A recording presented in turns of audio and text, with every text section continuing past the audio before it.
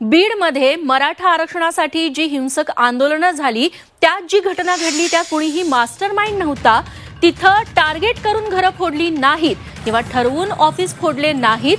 रस्त्याला दिसेल त्याचं ऑफिस फोडण्यात आलं असं विधान भाजप आमदार सुरेश धस यांनी केलं. विधान परिषदेत मराठा आरक्षणावर बोलताना त्यांनी राष्ट्रवादी आणि BRSचं कार्यालय देखील फोडण्यात आल्याचा दाखला दिला. मराठा समाजाला आरक्षण द्या मात्र ओबीसीतून नको असंही ते म्हणाले. भुजबळ साहेब नंतर आले परंतु त्यांनी जे म्हणाले की ओबीसींचे घर जाळले, ओबीसींवरती हल्ला केला, ते तर कसला ओबीसी कसलं काय. बाकीचे मराठा समाजाचे बी ऑफिस जाळले ना. प्रकाश सोळंके मराठाच आहेत ना, त्यांच्या घरावरती गेले. त्यांच्या भावांचं घर बीडला ते बी पेटवून दिलं.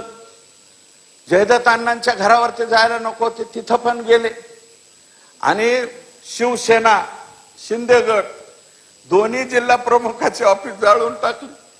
भारतीय जनता पार्टीचं ऑफिस, भाजपचा अध्यक्ष सुद्धा आमचा मराठाचे, त्याचे ऑफिस जाळून टाकलं. मध्येच रस्त्याने BRSचं ऑफिस दिसलं, तोही मराठाचे, त्याचंही ऑफिस जाळून टाकलं.